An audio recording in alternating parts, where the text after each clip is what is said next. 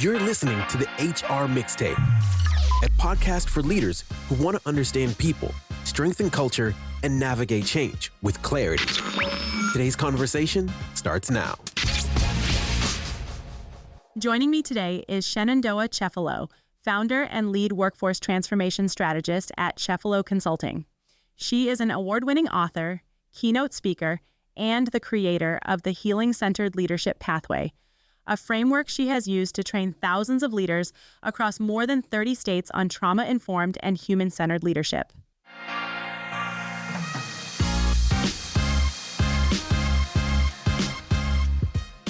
Shenandoah, thank you for jumping on the podcast with me today. Thanks so much for having me. Excited to be here.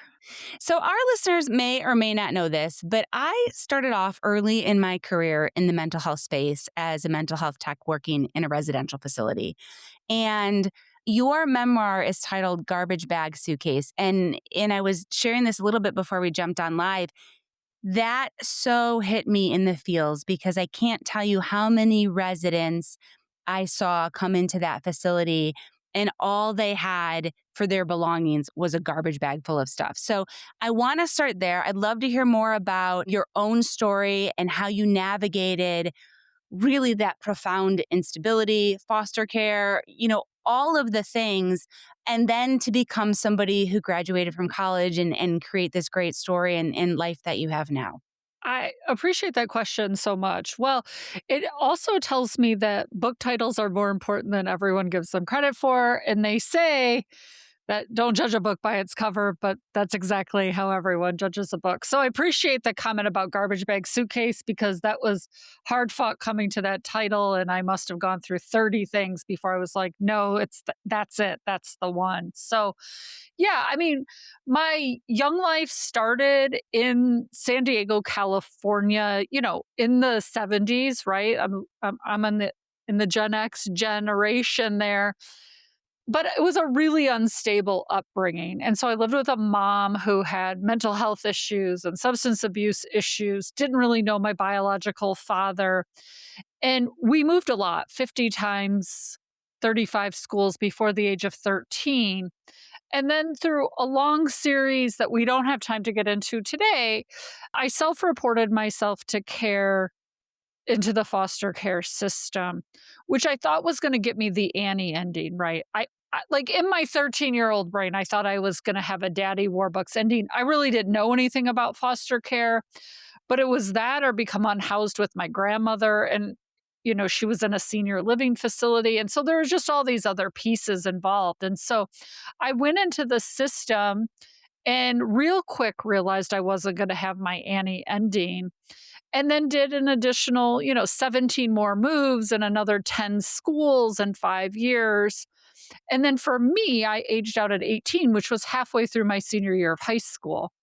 And so obviously lots of moves for me. The garbage bag as I'm moving my daughter to college and we're using garbage bags out of college back home. I'm like, well, it's different for you. It's not the same thing. So let's just be clear. But I made a commitment to myself that I'd really never talk about my time in care. And I really did my best to fake it till you make it. I was tired of the judgments. I was tired of the stereotypes about foster kids. The what's wrong with you, that your parents can't love you questions that, by the way, I still get today. That was a question I was asked maybe 2 weeks ago, the last. That's wild. That's wild. Right? It's a really interesting thing about how people view kids in the system and still today. So even at this age, accolades to my name and all still get asked that question. People will still ask all the time. So my mission was to hide it. And while I did get into college, it was 8 years to get my undergrad degree. I was a train wreck. Just to be very honest about it, had suicidal ideation, was super depressed, but I was also super alone and isolated with no idea how to tackle the massive problems in front of me. And I got a job at a law firm as a receptionist and ended up being good at it, worked my way up, eventually started working as a law office administrator. And in the process of doing that, was really having some of my clients push some of my own buttons about there's something more here than just people's cases. There's something more under the surface, and had good timing with things like the adverse childhood experience study and what we were learning about neurobiology. And I just saw a path forward of how we could, as managing attorneys and staff at this point, how we could use that information to change culture. And so spent the last 20 plus years doing trauma informed human centered culture change at the organizational. So taking what we know about personal trauma, but applying that when we all meet together in this thing we call work or community. Man, I have so many follow-up questions, but we only have a short time together. So I guess we'll start here. Yeah. You've made that connection that your lived experience can directly impact how you help others Yeah. understand the impacts of trauma in the workplace and what we bring from personal trauma Hmm. and what potential trauma maybe we're Yeah. creating in the workplace as well. And Um, that the workplace puts on us. yes, Yeah. absolutely. How did you make that when you came to market, right? How did you make that transition to help? Because I believe in it. I really do believe that that lived experience brings so much to the table and the conversation. How did you help start to connect those dots? Well, it actually started with the memoir, believe it or not, is that I say this all the time. I wrote the memoir with the idea of like, I'll give you the juicy details and the car accident of my life story, which is what everyone wants to hear, right? If you'll stick around and talk about how we can change the system. But when I was doing the research on how could we actually change the system, like being unhoused or many other social issues, billions of dollars have been spent on trying to make these systems better and they don't happen. And what I quickly realized is that, especially in human services work, people with stories come to the work. And by the way, this if you work at Google, it's the same thing, right? Like there's no company that's exempt from this. But the original starting from me was like, wait, there's damaged people, right? Families and kids damaged. We have adversity. There's all kinds of things going on, or we wouldn't be here in the first place. But also the people in the system have issues. And it was hard to know. I once had a corrections officer tell me it's hard to know who the bars are holding in. That corrections officers and inmates can sometimes mirror each other. And that always stuck with me. At the time when he said it to me, I didn't really know what it meant. But the longer I was in a career, the more I saw this parallel process of us all just mimicking each other. And I realized, oh, yeah, this isn't just about another policy. This is about a culture of fake it till you make it, a culture of positive, toxicity of just like, we don't talk about feelings here, but every job description says we want to hire emotionally intelligent people, right? But just this week, I asked a group of leaders, how many of you want emotionally intelligent staff? All of whom raised their hand. And then I said, great, who wants to talk about feelings here? And all but one person put their hand down. It's like there's just this misconnection of what these things meant. And so I realized, oh, the problems that we all have personally just get more complex when we're in groups together, whether that's community, a volunteer group, the PTO, a soccer team, like insert place. And I realized if we take some of these things we've been talking about for personal healing to change cultures and workplace, we can really make big, deep changes, not just for people at work, but also for the people they serve. Yeah. It's interesting. When I started my career in HR, it was often the idea that, you leave personal at home. Yep. You don't, feelings are not for the office. If you're a female and you're crying in the office, that means you shouldn't get promoted. If you're, a male and you lose your temper, you shouldn't get promoted. All of these things. And it's like the message was, don't be a human at work. Leave your Yeah. humanity at the door. I'm thankful that the narrative on that has changed in a lot of ways. I don't Yeah. think we're in totality there yet, but we are seeing a lot of conversations now around psychological safety. But you have a really good perspective, I think, because I think even that term psychological safety can be nebulous for some people. You've used the phrase felt safety when you talk to leaders, and how they need to create that for their team. So I'd love if you could unpack that a little bit for our listeners and help define what is felt safety and how does that impact performance? Yeah, I mean, I think there's two pieces a bit to what you said, right? So first is that what often looks like a performance problem, crying at work or losing our temper or whatever, I mean, insert thing here, showing up late for a meeting, is often really a nervous system problem, which happens because of a culture problem, right? So, like, if all the leaders in an organization are constantly in their fight, flight, freeze, appease mode, thus all the employees react from that, and everything is survival. We forget the difference between urgent and important. We get stuck in this ability to not think clearly. We make extreme decisions. It increases anxiety for everybody. And then there's just a need to constantly take action or be doing something. And you could get stuck in that loop, if you will. But the thing about culture is it's not daily. It's daily behavior and not slogan. So this like, there's no place at home for at work for home, but I don't mind texting you at 10 o'clock at night while you're at home about work, right? Like, so it's about values that become shared agreements and then they become ritualized practice habits.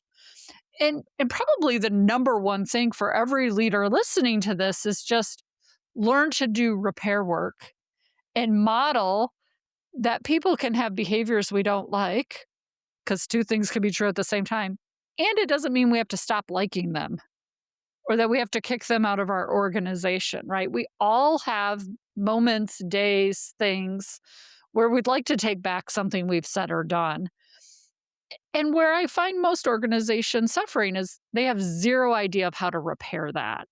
And when you can model repair, I get more comments at the end of a training when I say, if there's any repair work I need to do one-on-one with people, let me know. People are always like, what? Like, it's just this open invite to tell me maybe I've said something, like, especially because I do 3 and 5 day trainings. It's apt that I've done something to like upset somebody at some point. More people make comments to me about that. It's like, that's what we're asking leaders to do, is just at the beginning of the meeting, hey, let me know. And then we'll just repair it right now. It doesn't have to turn into these really gigantic big deals. How do we get there? And that's probably a really, really big question, because I think about, plenty of meetings where I've been in where I've seen leaders behave a certain way or say a certain thing. And one, obviously the leader is not asking for repair in that moment. So that's kind of table stakes. Number one, as a leader, you need to open yourself up for that. But as a person who might want to seek repair in a relationship, how do they get through maybe some of the office politics that exist in the environment?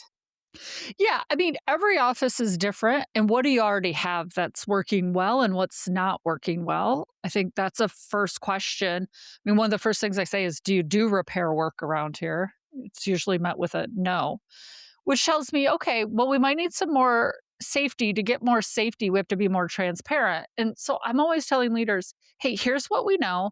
Here's what we don't know. Here's what we can decide today. And here's what we got to revisit later. Like, telling people someone got fired, or we're not sure what the budget is and what the impact is, but no, we're working on it. Like, give people the information you do have. Like, we fired person X. Please know that we can't share all the details about why, but that, a lot of thought went into it. Like, share what you can share. And I think we default to share nothing under the guise of it's confidential, right? But when we share nothing, people's brains will fill in the blank. And they'll probably be wrong, but they're going to run with that. So to get to the repair is first transparency. Second is maybe de-escalation, depending on how heightened and hypervigilant everyone is. So the slowing down, the let's pause. I can feel some tension. I want everyone to feel heard. Can we slow down and just go one piece at a time? Okay. And then it's, hey, I was thinking about something I said earlier. Didn't like how it landed. Can we repair that? Can we revisit it? Like, that's all repair. It doesn't always have to be these overture, grandiose pieces. Most people just need to know, hey, that made me feel a way. Do you know what made me feel a way? And will you try to not do it again? Right? That's what most of us are trying to get. And we hide behind safety sometimes. Here's where it can get complex because we can confuse safety with uncomfortableness. Safety is if I say this thing, I might get fired. Uncomfortableness is like, I have something hard to say and I don't feel good about it, but it still has to be said. And we sometimes, when we're uncomfortable, just say, I don't feel safe. And I think it deserves conversation to talk about what that is. Now, when I come in and lead new teams or I add someone to my team, I'm always like, what do you need for safety? Like, let's talk about here's what I need. What do you need? Where can we meet in the middle, right? Because we're not going to all get what we need all the time. Yeah. I love that idea around kind of naming the conversation. I do this with my boys. Now they're grown now, so Yeah. I did it when they were younger. But when I used to have some of those hard conversations or awkward conversations you have as a parent, I would start it off and say, hey, you know what? The next 5 minutes going to be really uncomfortable and awkward, but I need to tell you something and we're going to get through it. And when it's done, we can either keep talking about it or we don't have to talk about it ever again. Like either way is fine with me, but we're going to have some feels about it. There's no reason you can't take that same mentality into the workplace. There's nothing holding us back from that. Yeah. I mean, I say all the time, name it, tame it. Like just by saying, I have to share hard feedback, all of a sudden it's less hard. Like, is now a good time to share feedback, right? Or even to your boys, like, hey, I got something really uncomfortable. Like, and they might say, Mom, can we do this after dinner? Yeah. Like, right? Like, let me get myself in the mood, Mom, for this hard thing you're going to share with me, right? Like, right now is not the time. I'm thinking about some other things, but it just sets that place for us to both be.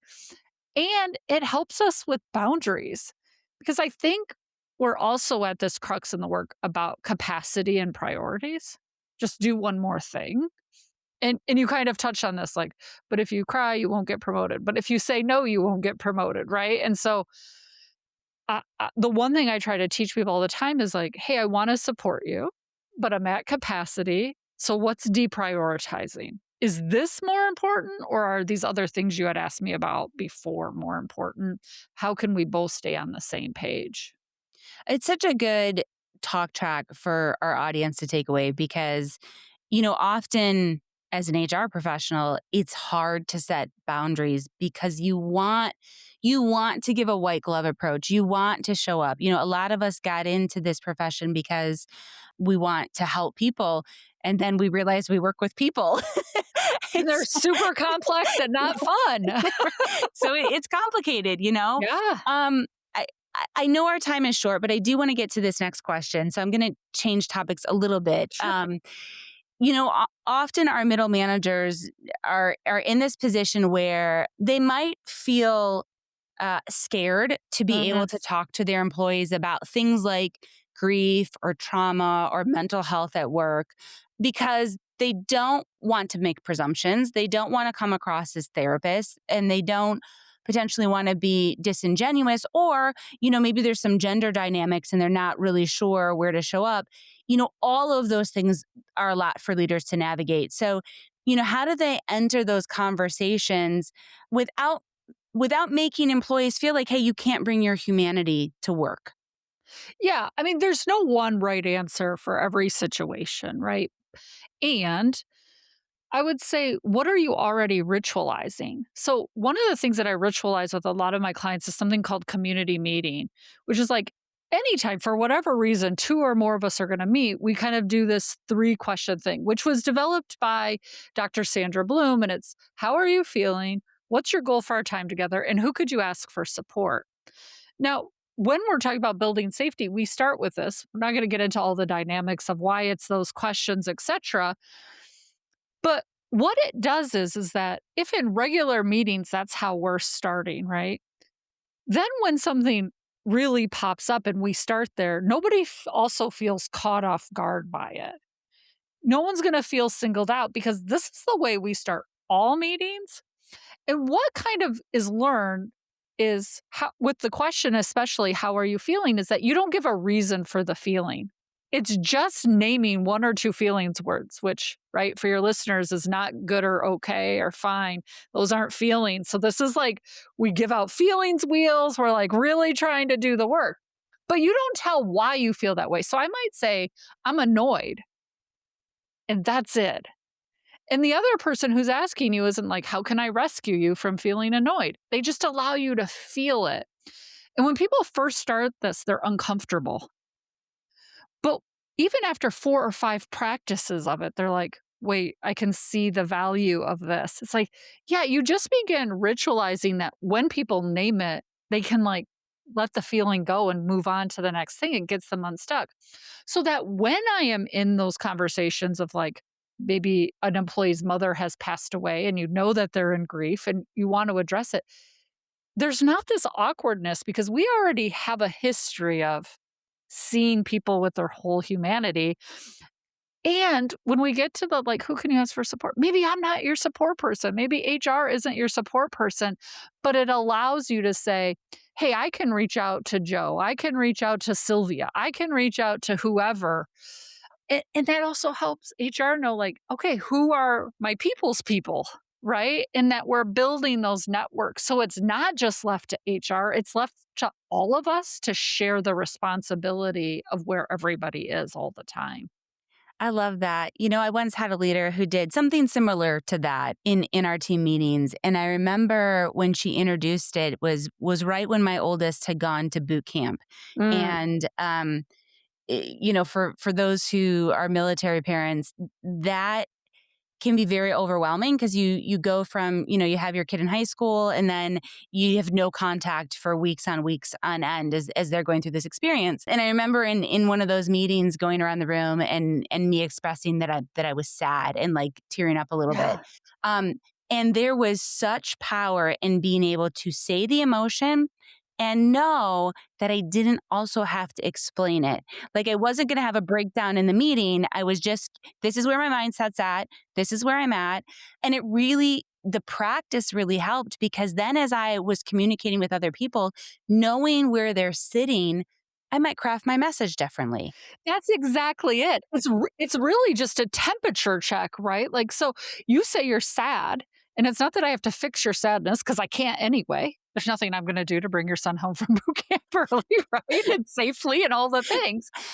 But I hear it so that when I run into you in the hallway and maybe you're not making eye contact or you're not saying good morning like you normally would, instead of filling in the blank of like, what's her problem, which is where we mostly go to protect ourselves, instead it's like, oh yeah, she said, not feeling it today. And I can give space. And when I'm sending those emails, I can think, hey, thinking about you and your son, right? And just that whole piece that gets missed sometimes when we don't acknowledge that feelings are in the room with us. And that's why I always get frustrated with the feelings don't belong at work. I'm like, where do they belong? Like, because I'm a human and I have them. How do you get rid of them? Yeah, I didn't see the deposit at the front door when I walked into work that I could put them all for the 8 or 12 hours I'm here. So what are you supposed to do with them? And that we don't have to fix people's outside feelings, but we do just have to hear it and understand and use it as that temperature check of like, okay, let's give some space to this person. Or great, you're enthused today. Let me take some of that energy for myself as well, right? And be able to prioritize what really does matter in that moment and for the day or for the week. Yeah. This has been such a wonderful conversation. I guess my last question for you before we jump off here is if you had one piece of advice for, those listening, especially in the HR space or as a business leader, to help move the needle forward in their organizations with some of these things. Where's a good place to start? Here's the thing. I might start somewhere that will surprise everybody. What can you stop doing? I think this is something that needs to be done regularly in HR and other C-suite, other places within organizations is just look at your calendar.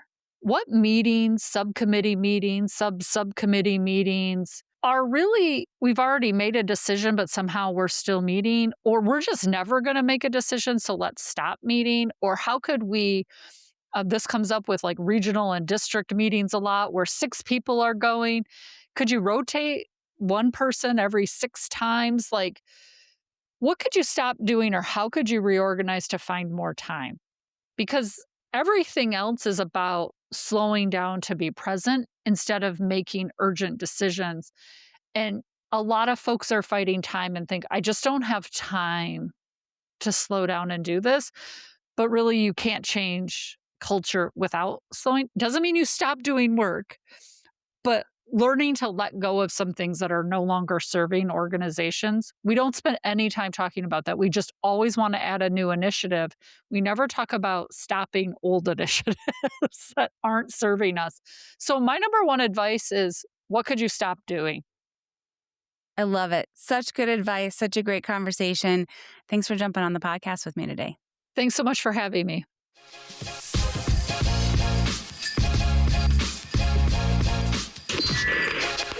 Thanks for tuning in to the HR Mixtape. Like, share, review, and subscribe to support the show and help more people discover these conversations. Until next time, keep the conversation going.